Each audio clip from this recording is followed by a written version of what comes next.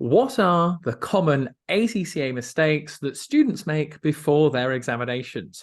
Whether you're doing business technology, starting exam number one, or you're on those specific professional papers right at the end, I know just the gentleman who's going to help you today to walk and talk us through those mistakes that you should not be making when you're sitting your ACCA exam. But Sunil, feel free to introduce yourself, my friend. Okay, I'm Sunil Bhandari. I've been on James's channel before. I have been a tutor as of today for 37 years. I mainly specialise in ACCA, AFM, but I've also taught FM and other papers. I teach predominantly online, in fact, exclusively online now for FME Learn Online. And it's nice to be a guest once again on James Wright's YouTube channel. The pleasure's all mine, Sunil. I mean, but Thank you. any Thank you. student, any exam, what they've got coming up, we're going to tap into all those years of experience that you've got. And it doesn't matter what exam you've got. Any questions, guys, leave them in the comments. But Sunil, we're gonna break it up pre-exam and on the day of the exam. So take us through a great idea. Pre-exam, the mistakes that ACCA students make. So if they watch this video all to the end, they're not going to make them. Right. So let's pre-exam. I've got a few things jotted down here. So the first one I would say is underestimating the time to go through the tuition and the learning phase of a set of material.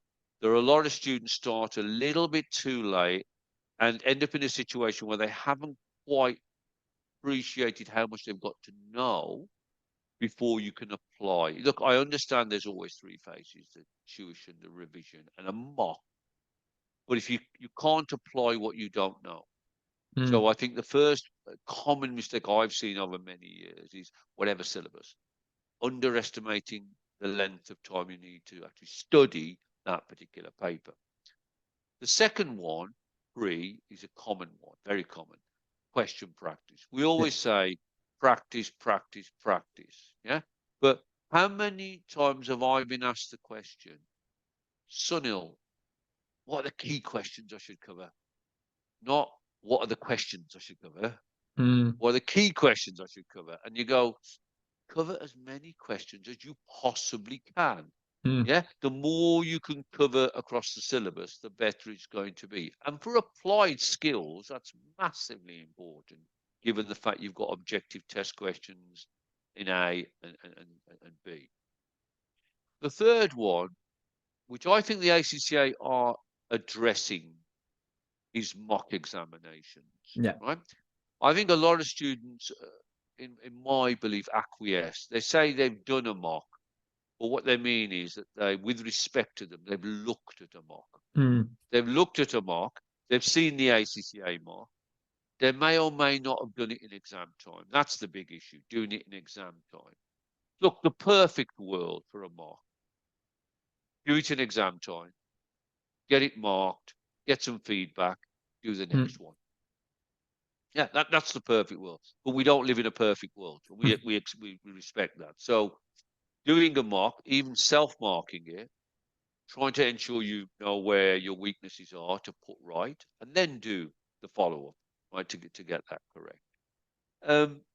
And the last one, pre-exam, and this to me is more to do with revision. I think a lot of students end load. I think they basically go too close to the exam to start what is going to be the revision. If I give it just a small example, not naming a particular course, but on my own courses, right? I would, it is, 1 month before, or actually before that, the start of the month before the exams is when we start revision. So if I've got a December exam, 1st of November. If I've got a March exam, 1st of February. Yeah. And your revision to me should be spread over the whole of the month before what is going to be that particular exam. Because that way, you're digesting and revising on a slow and steady basis. So if I went through those four again, I would say, 1, underestimating the study time to get the tuition element done. Secondly, question practice to me has now become even more important because of the fact that even at the professional level, and I can talk about my paper in particular, right? Hmm. Just as an example, look, on the Friday of my exam, there's going to be 3 variants of my paper, where I like to call the early morning exam, which is the Far East, India, that sort of exam. Hmm. The UK morning exam, as I call it, just my names. The afternoon UK exam, which is the Caribbean Americas exam. That's 3 variants of the same paper, but it's not the same exam. So Mm. you've got to cover enough questions because you don't know what's going to come up in each area. And then you've got a 4th exam when it comes to the following week in case somebody has a technical problem, which is getting less and less. Mm. So question practice. And the last one, 3, is just end loading. Going too close to the exam, the classic cramming. I think it used to work in the old days.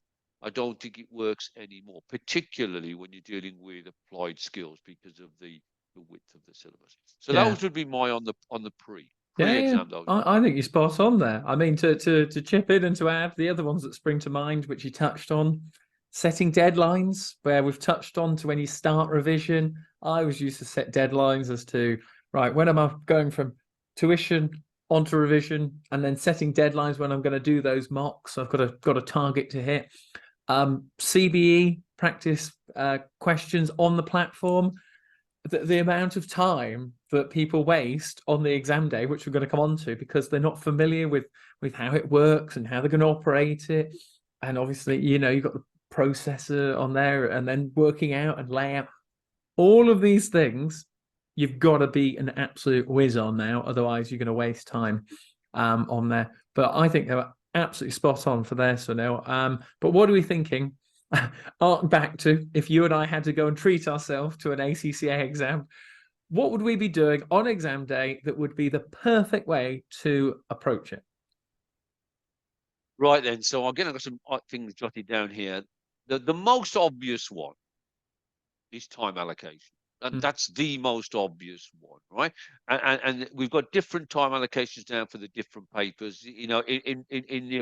For example, in my paper, we'd be talking around 2.3, 2.4 minutes per allocated mark, Mm. right? Because of the fact that the professional skills are naturally built into what is going to be Yep. your answer. So the time allocation is the number one thing. And it's not only a matter of calculating time, it's sticking to the time allocation. Yeah. That's absolutely of paramount importance. Yeah, exactly. And if you got the It's applied really, skills exam, just a note also on it is 1.8 minutes per mark. Some students trying to yeah, work at 1.5, 1.6, and yeah. then they have a bit in the bag there. But you've got 3 hours, 180 minutes divided by 100.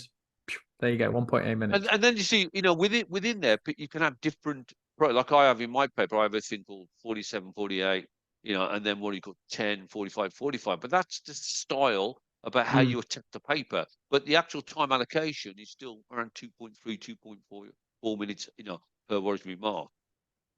Reading the question. Oh. And at the top Mm. level, strategic level, it's reading the requirements, reading the exhibits, keeping in mind that the examiners are very much trying to ensure that when you've got a requirement, they want to generally only have 1 or maximum 2 exhibits that you've got to access. Mm. But you've got to make sure you've understood exactly what the requirements are and you've read the question very carefully. You've picked up what is going to be the information in that question. That's really, really key. You've touched on this already about making sure you're very familiar with spreadsheet and you're very familiar with what is going to be word processor. If I can dumb down to the technical papers, AFM and FM, particularly AFM, we have the most number of CBE shortcuts of any exam. We have the most. MPV function, IRR function, Mm. MIRR function. We don't need to look at tables anymore because we can calculate discount factors on there, right? So you've got to know all of those before you go in. Yeah. When you're looking at your word processor, formatting answers in a correct manner is the Mm. key. Subheadings, headings, writing in sentences. I have a rule: if you put more than 3 sentences in a paragraph, you've gone too many. Mm. You've just gone too many, right? Because you've got to think how they're going to mark it, right? Spacing between them. Look, spelling errors. I'm terrible. I'm a guy who teaches AFM, where acquisition. I wrote the article on business valuation, and I keep spelling acquisition without the C. Right. So I mean, come on. I mean, I'm stand up and being guilty, right? But the ACCA aren't going to penalise you for spelling errors. They know what you mean. Yeah. Mm. But formatting is going to be really, really key. I think the order of attack of the paper, what you're going to do. You see, for example, when you go into applied skills, right? I mean, I can talk about FM, which that was I don't Yeah. teach that paper now, but that's my former paper, right? I still know a fair bit about it. I used to say CAB. That was always my approach. Do section C first. It was easier. Then do A, then do B. Right? That was my view with it. But whatever your attack order is, make sure you practice it outside and gone in. Yeah. Say, I'm sticking to that. Yeah, that's what's going to work Yeah, for and me. you know the timings when you're moving from section Yeah, C to A to B, that means you yeah. answer. Another mistake, which I hear from so many students, they don't answer 100 marks on the exam. They only do 80 or 85. And then they're going, no, what? Oh, well, you hit a perfect nail on the head. I often say that to get 50 out of 100 is very, very, very, very doable. To get 50 out of 90, you're struggling. Mm. To get 50 out of 80, you don't need me, you need God. You need God, right? Because 50 out of 80 is really tough. If you've only answered 80% of the paper, it is really difficult Yeah, to get a pass. Yes, look, I've read students who've said that they did pass by mistake, but you're yeah, talking one in a very few, really, right? So making sure you've attempted everything to some extent is always going to be key. And the yeah. last one I've got, so I've gone read the question, time allocation, Mhm. format, order of attack. The last one is students still have a tendency to go, I'm going to dump everything I know about this topic in this answer, even though it's not required. And they come out and say, oh, I've written a brilliant answer there. I've written, 5, 6, 7 sentences, marvelous answer to this area. But the marker, there's no negative marking in exams. But if the point isn't relevant, right, you Mm. don't get the mark. So it's like recently I did a mock exam with some of my students, and my question was, without going into too much detail, was what are the risks of securitization as a form of finance? Now, I said the risks of securitization. I didn't say the process of securitization. I didn't want to know how you set up what is going to be securitized as a finance. I said, what are the risks of it? So therefore, if somebody wrote down everything about securitization, and that includes the risks, Mm. I might find the risks and get some mark, but all the rest of it doesn't get anything. Yeah, but again, it comes with Those are practice. mine. Yeah, yeah, But yeah. what do you No, think? you, What you, do you think, you, James? you're absolutely spot on. But when I heard you say that requirement, I'm going right. For a mini little plan, I'm going to have to work out how many marks there are for this requirement that Sunil set. Say, for example, it's 6 marks. Then I think, right, I need a minimum of 3 risks, make the point, and then explain it on there. 3 little paragraphs, 3 sentences each, leave them a line in between. But that's because I've done it for so many years. And these are the sort of exam techniques that students who are watching this just need to be on the ball about. And it comes Yeah. with doing more and more questions to Oh, time, reviewing the examiner's reports, technical articles on there. But coming back onto the exam day, just being focused on that and just thinking, I've got an exam, minimum 3 hours here. Okay. I've got to get stuck into it. It doesn't matter what's going on for the rest of the day. I used to have my phone off in the morning, no yeah, social yes. media. I just didn't have anything rattling around my mind apart from the key elements, a little bit of flick notes or something like that. I never used to take the big textbook or anything on those lines, maybe a couple of bits of paper and listen to some audio in case I Totally, recorded something. And then that was totally it. agree with you.